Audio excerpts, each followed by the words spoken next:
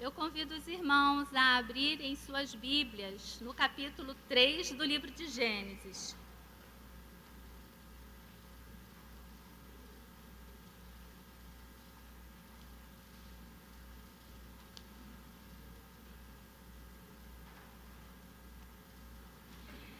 Eu estarei lendo a versão da Bíblia que eu estarei usando é da Bíblia A Mensagem, do Eugene Peterson. Os irmãos estarão observando que vai ser bem diferente da Bíblia dos irmãos, mas dá para acompanhar. Eu solicito que façam o acompanhamento.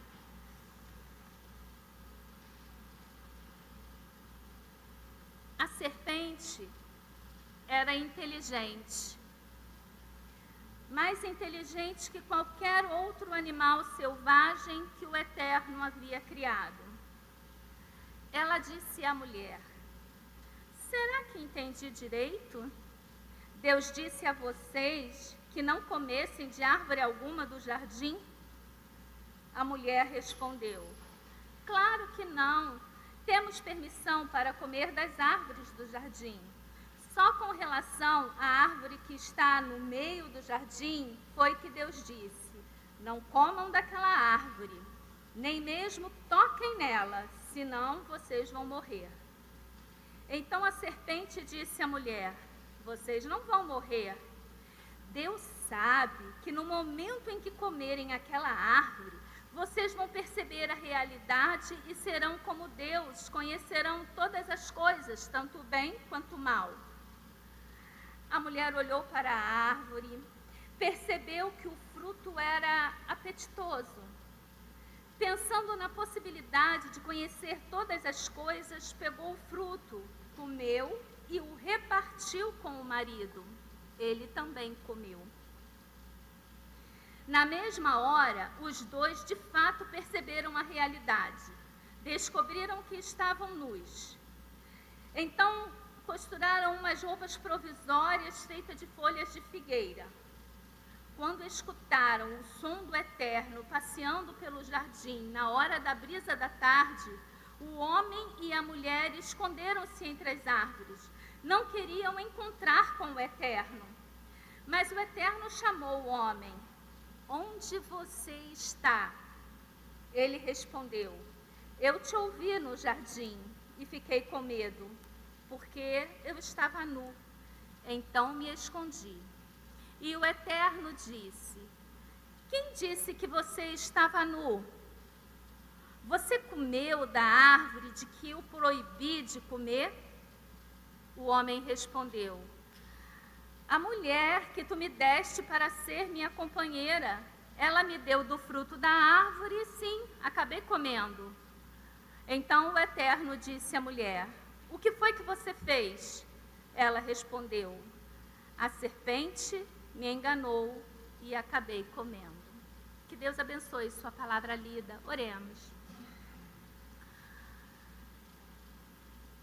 Amado Deus, eterno Pai, graças te damos, Senhor, por esse momento, quando podemos nos deter para estudar a tua palavra.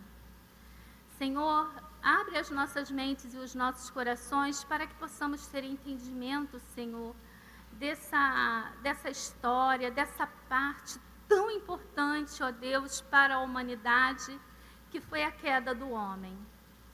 Ó Deus, que os nossos corações estejam preparados para receber todo o entendimento. Senhor, tira de nossos corações todo engano, todo desvio, Senhor, toda maldade que tem perpetuado ao longo dos anos, ó Deus, desde o pecado original cometido por Adão e Eva. Senhor, sabemos que o nosso corpo, ele tem uma tendência ao pecado. Sabemos, ó Deus, que essa essência está dentro de nós desde o pecado original. Mas sabemos também, ó Deus, que o Senhor nos reveste, que o teu sangue derramado na cruz do Calvário, ó Deus, nos libertou de todo o nosso pecado. E, Senhor, em Ti, na força do Teu poder, nós podemos resistir às armadilhas e às artimanhas do inimigo que até hoje nos tem tentado. Fala, Senhor, aos nossos corações nessa manhã. Não queremos ouvir outra voz que não seja a Tua. Tira de nossas mentes, Senhor, qualquer distração, qualquer preocupação, qualquer pensamento, ó Deus, que não seja o de estar aqui meditando na Tua palavra. Em nome de Jesus, amém. Irmãos, nós viemos de uma narrativa muito bonita da criação do universo, da criação de todas as coisas, das árvores, das plantas, dos mares, de todos os animais. E, por fim, nós estudamos a criação do homem e da mulher. E nós podemos ver ali no final do capítulo 2, que no final do capítulo 1, a Bíblia dizendo que Deus viu que tudo o que ele havia feito era muito bom. Não era bom, não, era muito bom. E no capítulo 2, nós temos uma descrição melhor, mais detalhada daquilo que Deus fez. E podemos ver todo o cuidado de Deus no preparo do mundo, do universo, para que pudéssemos habitar nele. Selecionando ali, criando essa diversidade de cores, criando diversidade de animais, diversidades de espécies, criando o tempo, criando as estações, criando, irmãos, cada detalhe foi pensado pelo arquiteto da vida, foi pensado por Deus para que pudesse atender o homem.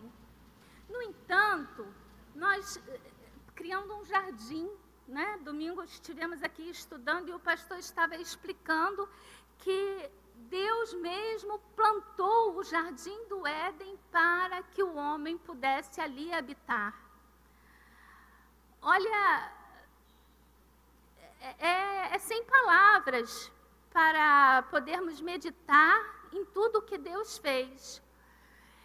E aí o capítulo 2 encerra falando sobre essa criação e dizendo aqui no versículo 25 que o homem e a mulher estavam nus, mas eles não sentiam vergonha do fato de estarem nus. Só que o capítulo 3 vai dizer, porém, o meu aqui já começa dizendo que a serpente era inteligente, mas muitas versões vão dar a ideia de uma continuidade, dizendo que apesar de ter encerrado o capítulo 2, dizendo que eles não tinham vergonha, vai acontecer alguma coisa no capítulo 3. E é aonde o capítulo 3 registra a queda do homem. Por que é importante estudarmos a respeito da queda do homem? Esse capítulo, ele é tão ou mais atacado do que o capítulo 1 e 2 de Gênesis. Assim como o capítulo 1 e 2 de Gênesis vai falar sobre a criação do universo, a criação dos seres, do ser humano, a criação dos seres vivos, o capítulo 3 vai falar sobre a origem do pecado. Dissemos aqui que Gênesis é o livro das origens. E ele vai nos explicar não só origens boas, como a criação do universo, a criação dos seres vivos e do homem de uma forma tão especial, mas ele vai explicar também a origem do pecado. Estudando o capítulo 3, você vai poder ter uma ideia do porquê o mal existe. Porque sofremos. Porque passamos por situação como essa em que estamos passando, de pandemia. Por que crianças inocentes sofrem abusos daqueles que deveriam protegê-las? Por que o homem é mau? Por que existe tanta maldade no mundo? Está aqui, narrado no capítulo 3. E nesse domingo, os irmãos devem sair daqui com um sabor um pouco amargo, porque nós vamos ficar só na queda. Mas o próximo domingo nós estaremos falando da redenção. Porque quando estudamos, irmãos, a partir agora desse capítulo 3, tudo que nós estaremos estudando até o capítulo 11 vai falar dessa queda. Porque essa queda, ela vai reverberar. No capítulo 4, nós vamos estar aprendendo sobre o primeiro homicídio. Nós achamos que vivemos numa sociedade violenta.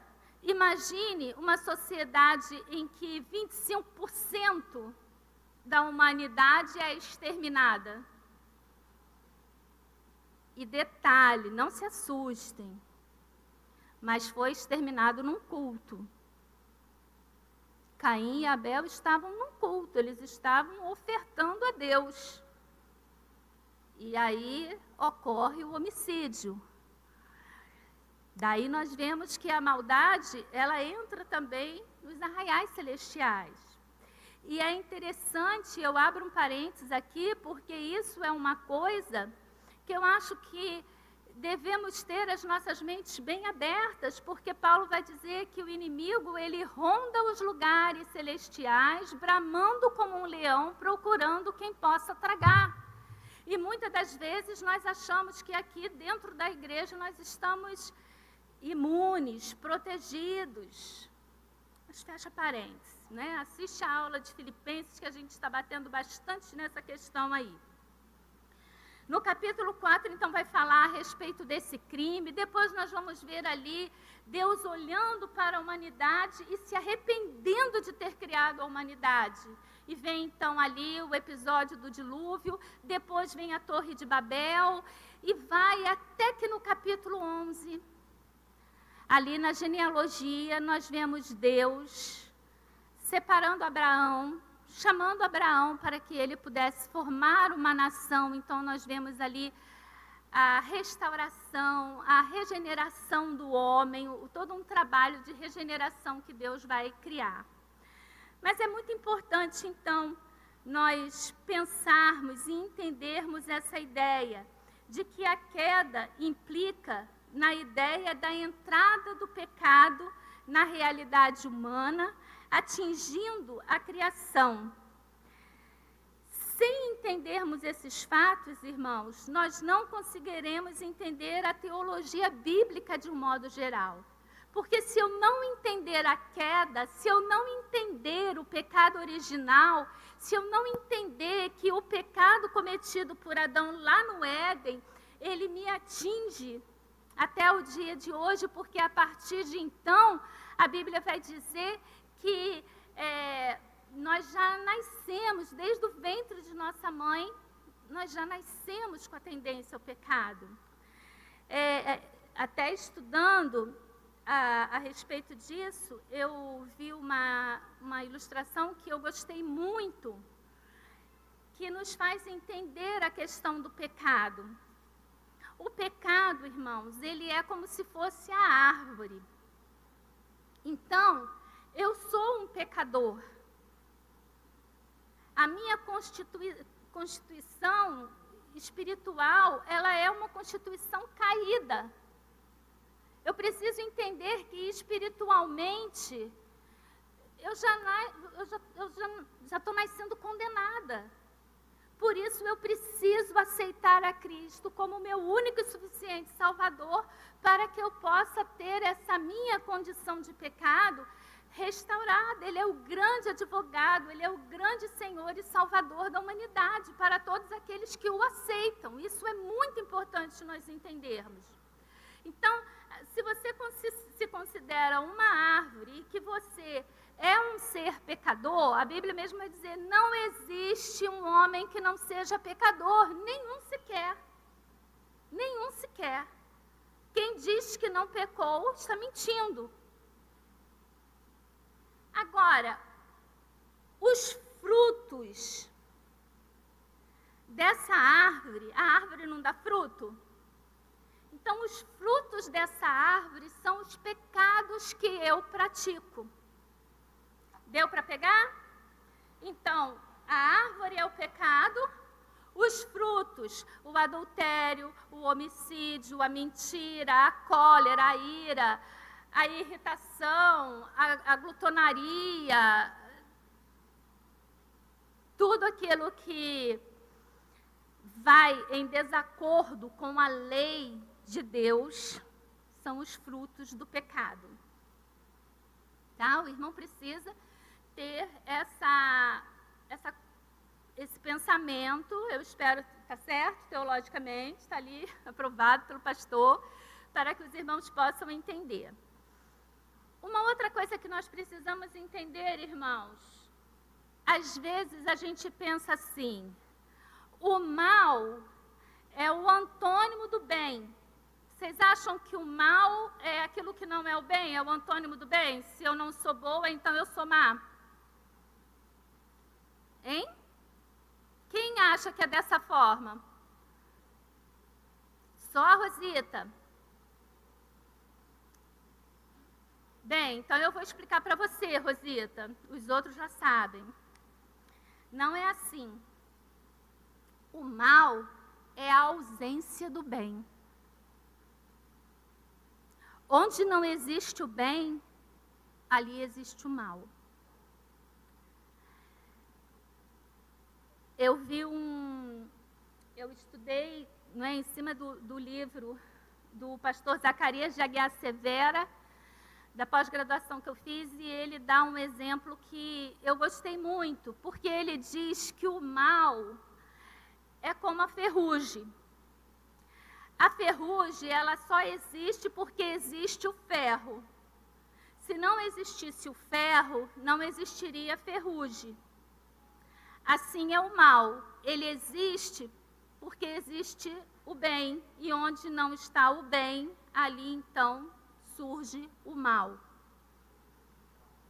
Tá entendido? Isso tudo para a gente poder entrar aqui nessa danada da serpente. Ok? Estou vendo alguns irmãos com a testa um pouco franzida. Alguma dúvida? Então vamos lá.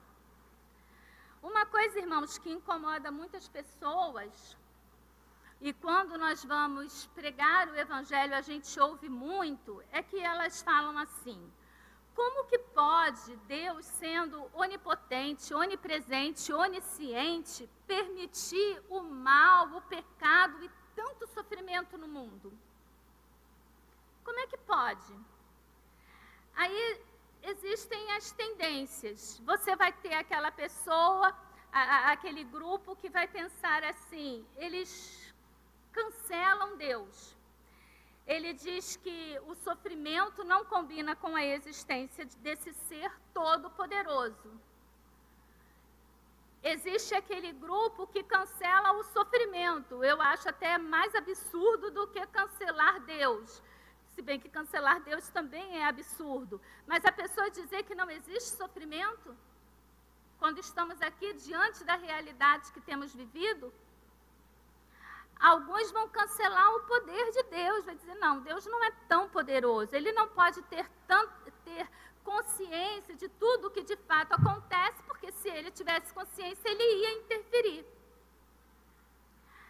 A questão toda, irmãos, que precisamos entender é o livre-arbítrio. Quando vimos lá no capítulo 1 e 2 a criação do homem, o que a Trindade diz? Façamos o homem a nossa imagem e semelhança.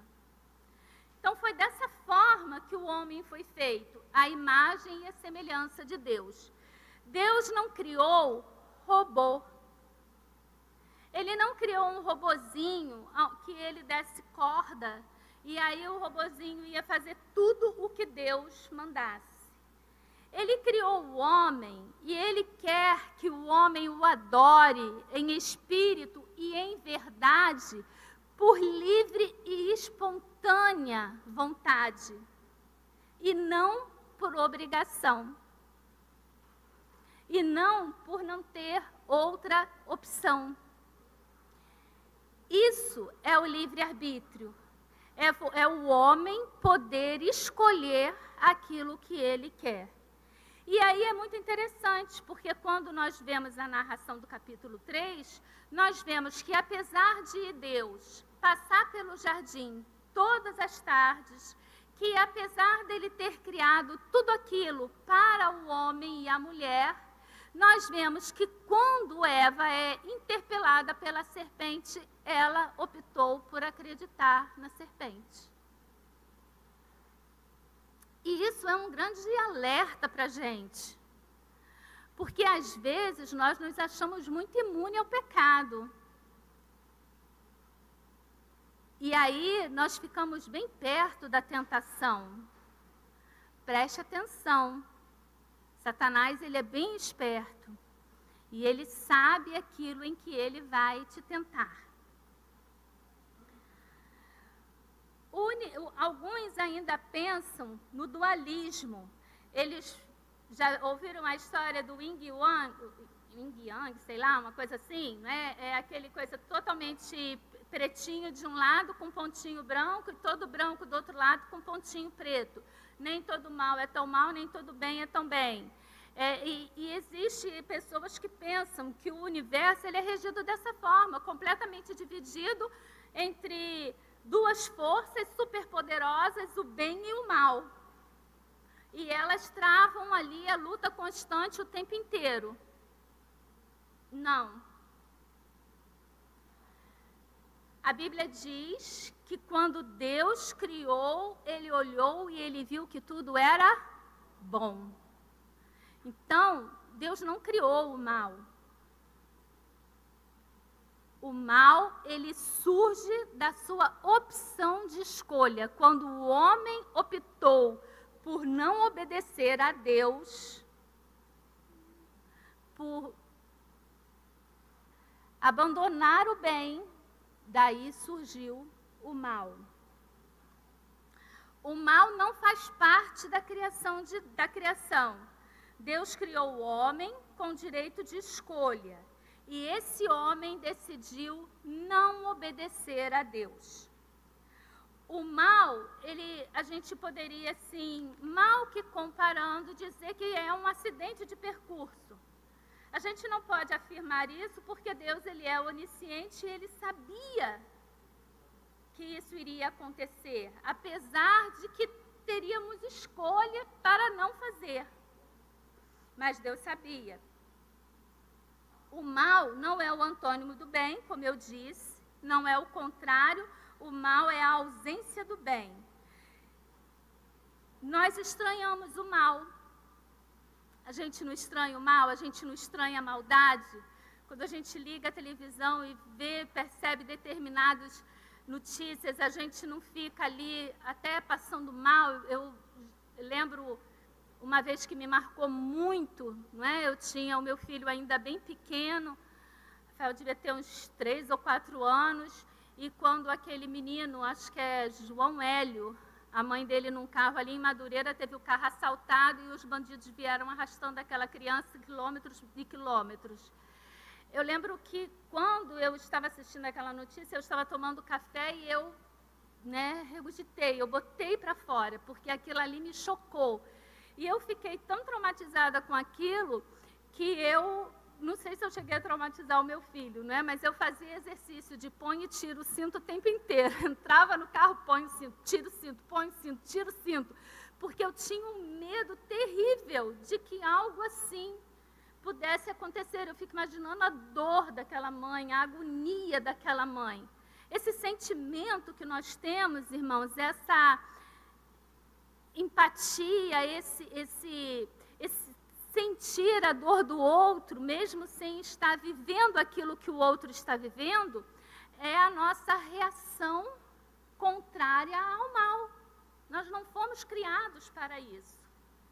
Então, nós temos essa reação ao mal.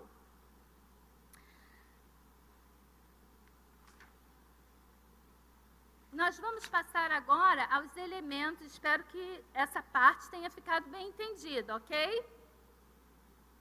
Deu? Então, vamos adiante. Quais são os elementos envolvidos na queda? Gênesis 3, ele traz um texto muito importante para entendermos toda a história. Consideremos o texto como uma narrativa, isso é importante também.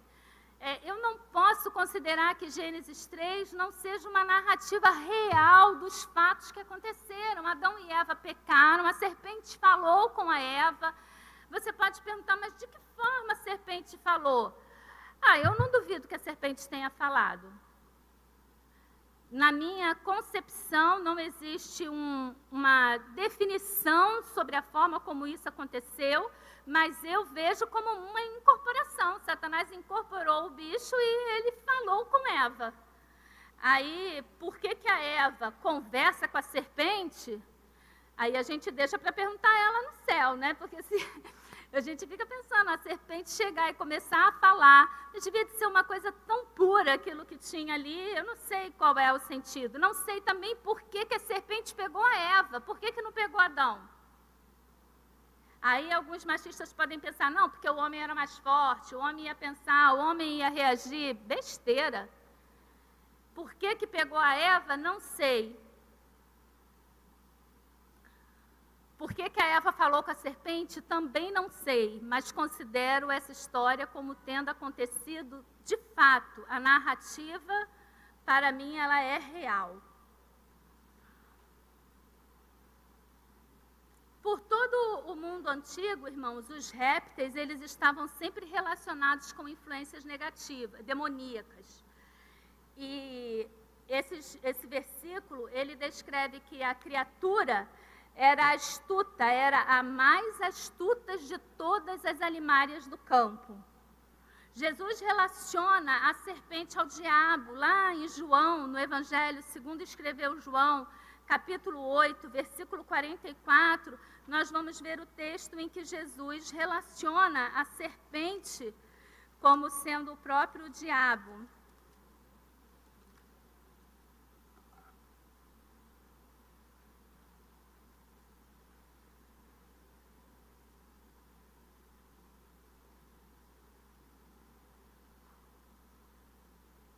Se algum irmão achar, pode ler para mim, que como a minha versão é diferente.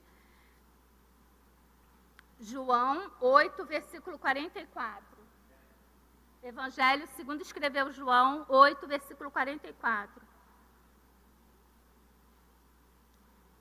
Outro irmão? 8:44.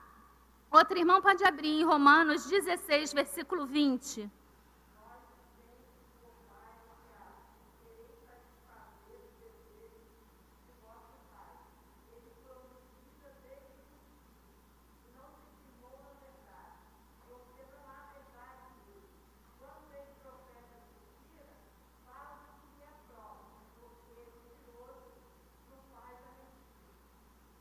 Romanos 16, versículo 20.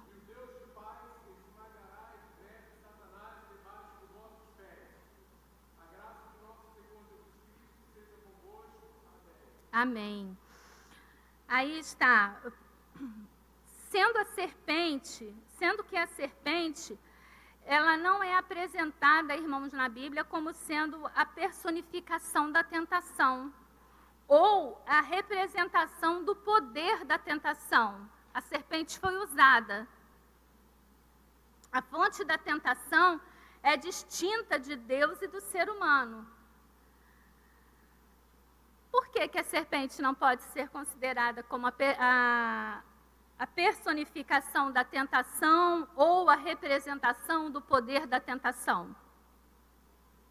Por quê? Quem criou a serpente? E Deus disse que tudo o que ele criou era bom. Tá? Então a serpente, ela não foi um ser usado pelo inimigo, assim como Eva foi enganada pelo inimigo. O texto reflete que a ideia da ação do mal sobre o ser humano veio de fora. O texto de Gênesis, ele nos deixa claro que o que acontece ali dentro daquele jardim não fazia parte daquele jardim. Veio de fora. O inimigo incorpora a serpente, que chama a atenção de Eva, que abre um diálogo com esse inimigo. Então, o problema, ele veio de fora do jardim, ele não estava ali dentro daquele jardim. O ser humano, ele foi levado a cair, induzido pelo Satanás e pelo uso da serpente. Além do ser humano que caiu, que outros seres criados por Deus caíram também? Os anjos, que hoje nós denominamos que são os demônios. Observem, existe um plano de redenção para o homem, mas não existe plano de redenção para os anjos caídos. Por quê? Os anjos caíram por livre escolha, sem terem sido induzidos por ninguém.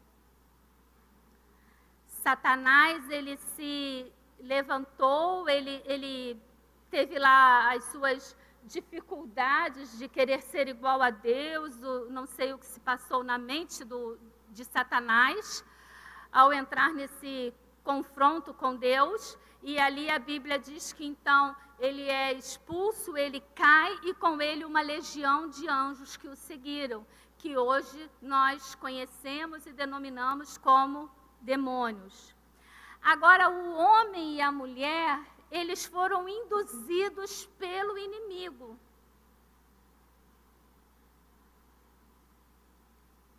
Por isso existe um plano de redenção para o homem. E ali, vamos ver no próximo domingo, quando Deus vai dar ali os castigos, ele mesmo vai dizer que a mulher terá o seu filho com dor, não é? Mas que da mulher vai vir aquele que esmagará a cabeça da serpente, ela lhe ferirás a cabeça, e o inimigo vai ferir o calcanhar. Então, existe um plano de redenção para o homem, e aí está a explicação do porquê existe o plano de redenção para o homem e não existe o plano de redenção. Quando estudamos a Bíblia toda, o livro de Apocalipse, a Bíblia diz o quê? Que aqueles que não aceitarem a Cristo como único e suficiente Salvador, aqueles que não forem salvos, vão ser lançados no fogo do inferno com Satanás e os seus anjos.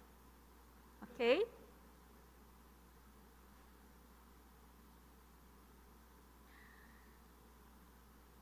Agora, muito importante, quando nós estudamos o capítulo 1 e 2, principalmente o capítulo 1, até o título do sermão foi esse, eu coloquei, E disse Deus. Trabalhamos em cima da fala, daquilo que Deus disse. Deus disse, haja luz, houve luz. Deus disse, haja separação, houve a separação.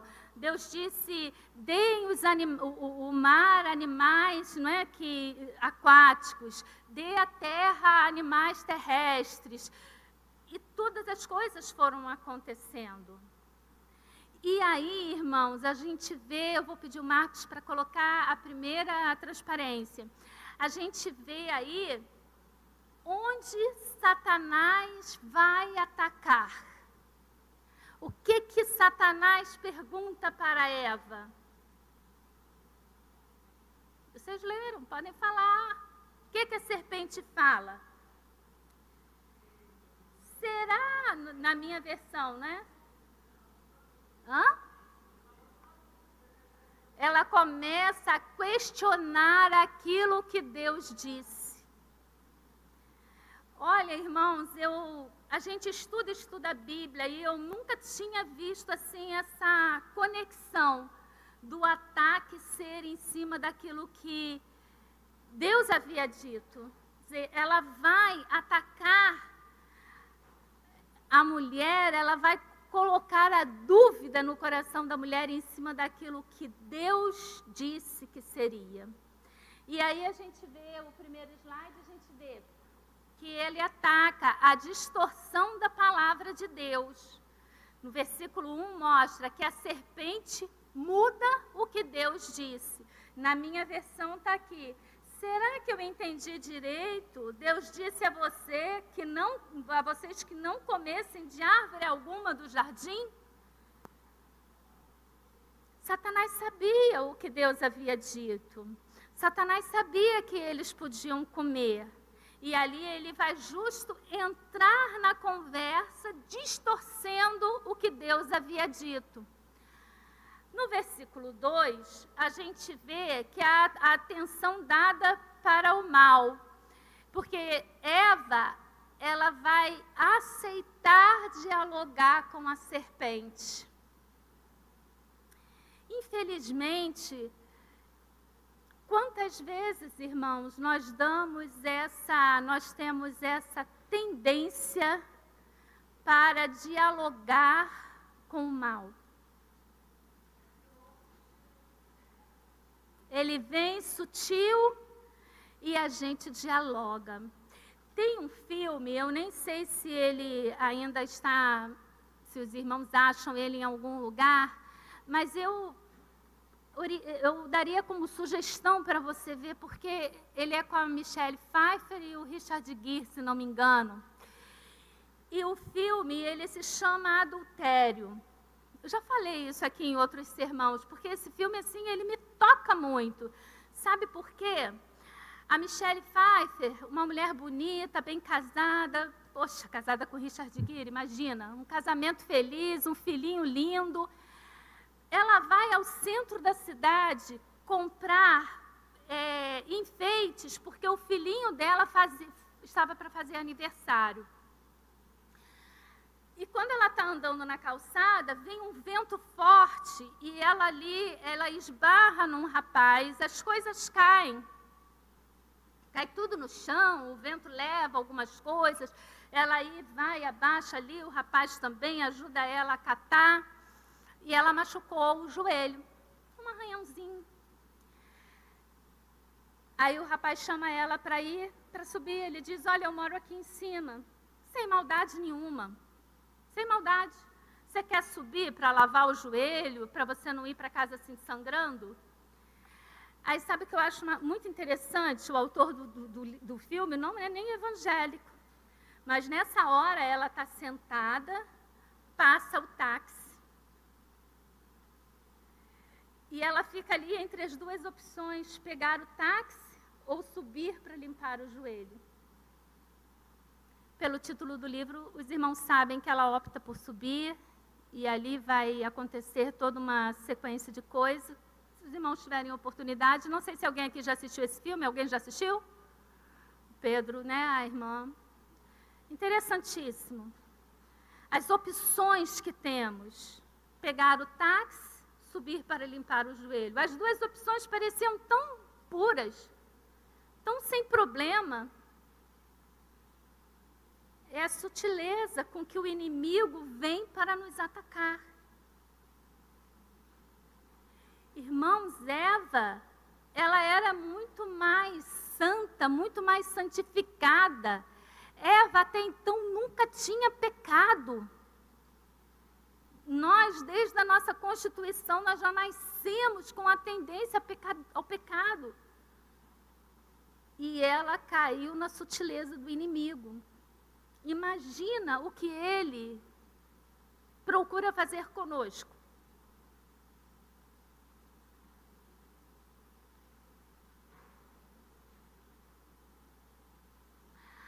A alteração da palavra de Deus no versículo 3. É muito interessante também esse ponto, porque a serpente, ela muda o que Deus disse. Mas a Eva também, ela vai alterar aquilo que Deus disse. Porque ela vai dizer a palavra de Deus com uma alteração. Ela vai dizer, não, nós podemos comer de todas as árvores, menos da árvore que está no meio do jardim. Dela nós não devemos comer, não devemos nem mesmo tocar. E Deus não disse isso. Deus disse que eles não deveriam comer. Eva podia pegar, Eva podia brincar, Eva podia enfeitar a casa com aquele fruto. Eva só não podia comer do fruto. E aí é interessante também assim para a gente, porque nos leva a ver como que nós tantas vezes alteramos a palavra de Deus? Como que nós mudamos o sentido daquilo que Deus estabeleceu para o homem? A gente vê isso até muito, irmãos, com relação à questão assim da religiosidade, que infelizmente ela é viva demais dentro de cada um de nós. Seria bom que fôssemos menos religiosos, que fôssemos mais voltados ao amor, à graça, do que essa religião perversa que insiste em ficar dentro de nós. Essa religião que oprime o outro, essa religião que julga o outro, essa religião que mata o outro. E alguns estudiosos que eu estive lendo dizem que nesse momento aí a Eva deu todo o combustível que a serpente queria. Porque ela também, ela deturpa aquilo que Deus diz, ela altera aquilo que Deus diz, e aí a serpente vem e ela ataca frontalmente Deus, numa negação explícita da palavra de Deus, dizendo: Deus mentiu. Deus está mentindo, Eva. Se você comer desse fruto, você não vai morrer. Pode passar o segundo slide, Marcos?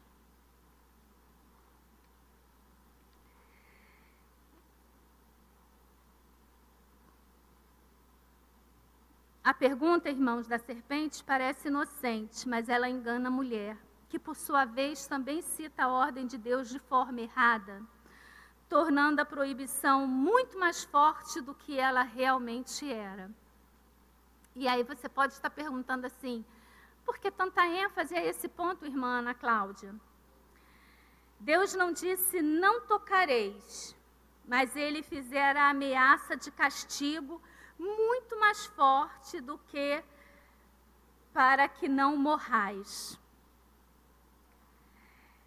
A mulher torna a ordem irracional e o castigo uma mera possibilidade. Deus não disse para a mulher que ela não nem para Adão que eles não deviam tocar. Mas Deus disse que no dia em que eles tocassem, certamente eles morreriam. E aí a Eva coloca assim: para que não venhamos a morrer, para que não morrais. Ela inverte, ela bota a ordem de Deus como irracional. Por que não pode nem tocar? Então tem veneno ali, alguma coisa, né? Por que não pode nem tocar naquilo ali? Irracional, Deus não disse isso. Mas a consequência, uma mera possibilidade, para que não venha a morrer. Entendeu a forma? A sutileza das coisas? Quando, na verdade, a morte é um resultado irreversível. A mulher perdeu uma oportunidade de ouro de derrotar a sugestão da serpente, tivesse ela citado a ordem corretamente e se afastado da serpente. O inimigo não teria como prosseguir com o seu intento. Mas nesse momento, a serpente ela percebe a vantagem que Eva dá para ela e passou a negar categoricamente a verdade da declaração punitiva de Deus, declarando positivamente: certamente não morrerás. Isso é muito importante que os irmãos entendam.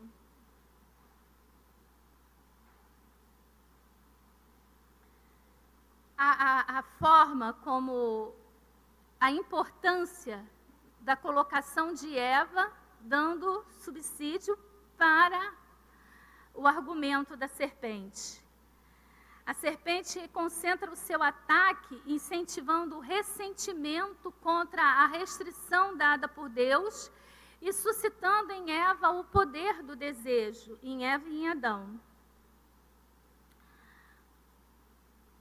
Engenhosamente, a serpente sugere que desobedecer à ordem de Deus ocasionaria não a morte, mas uma vida completa, rica para o homem. Não fez promessa positiva, só sugestão de possibilidades que eram fascinantes e misteriosas. A serpente vai dizer, olha, no dia em que você comer, você vai ser igual a Deus, você vai conhecer o bem e o mal. Só que isso, irmãos, tem uma mentira oculta. De fato, a partir daquele momento, Adão e Eva passaram a conhecer o bem e o mal. Tanto que a Bíblia diz que eles olham e eles percebem que eles estão nus. Só que a forma como Adão e Eva conhecem o mal é diferente da forma como Deus conhece o mal. Deus não pratica o mal. Deus não é tentado e a ninguém tenta. E a partir daquele momento, o mal entra dentro de Adão e Eva e eles já passam. Tanto é, irmãos, que no diálogo seguinte, o que acontece? Deus pergunta, o que você fez, Adão? Ah, foi a mulher que o Senhor me deu. A partir desse momento, alguma irmã aqui deixaria Adão em paz? A gente ia reclamar o resto da vida por ele jogar a culpa na gente. Ele comeu porque ele quis. Ela ofereceu, ele comeu porque ele quis. Eva, por sua vez, o que faz? Foi a serpente. Só a serpente não joga a culpa em ninguém porque Deus não pergunta. No próximo domingo nós vamos ver essas separações que começam então a acontecer, essas rupturas social, espiritual, da natureza. Nós estaremos tratando isso. Lendo ali a transparência, nós podemos ver que a serpente, ela questiona a bondade de Deus. A serpente sugere que Deus exige obediência porque deseja o nosso mal e porque ele é egoísta. É como se Deus não quisesse que Eva e Adão tivessem aquele conhecimento, como se ele fosse um ser prepotente e aquilo ele queria ter só para ele. O encantamento dos sentidos toma o lugar da palavra divina, porque Eva passa a se concentrar no fruto, na atração do fruto, e ela esquece de Deus. Ah, irmãos, esse é um ponto assim que é culminante na nossa vida. É quando você deixa de prestar atenção em Deus e você passa a ficar atraído por aquilo que lhe está sendo proposto em forma de tentação. Nesse ponto aqui da conversa, a Eva, ela esquece lá do que Deus prometeu, da promessa divina, do castigo que poderia acontecer, e ela se concentra só no fruto. A Bíblia diz que a Eva viu que o fruto era bom, que ele era agradável aos olhos, agradável para se comer e bom para dar entendimento. Fechou. Estava completamente caída nesse momento. Eu até coloquei aqui, ó, que os argumentos da serpente atraíram 3 facetas da natureza da mulher. A fome física, a árvore era boa para se comer. A fome estética, a árvore era agradável aos olhos. E fome de sabedoria e poder, a árvore desejável para dar entendimento. Até hoje, ele não é nem muito criativo, ele continua tentando a gente da mesma forma. Fala, Rosita.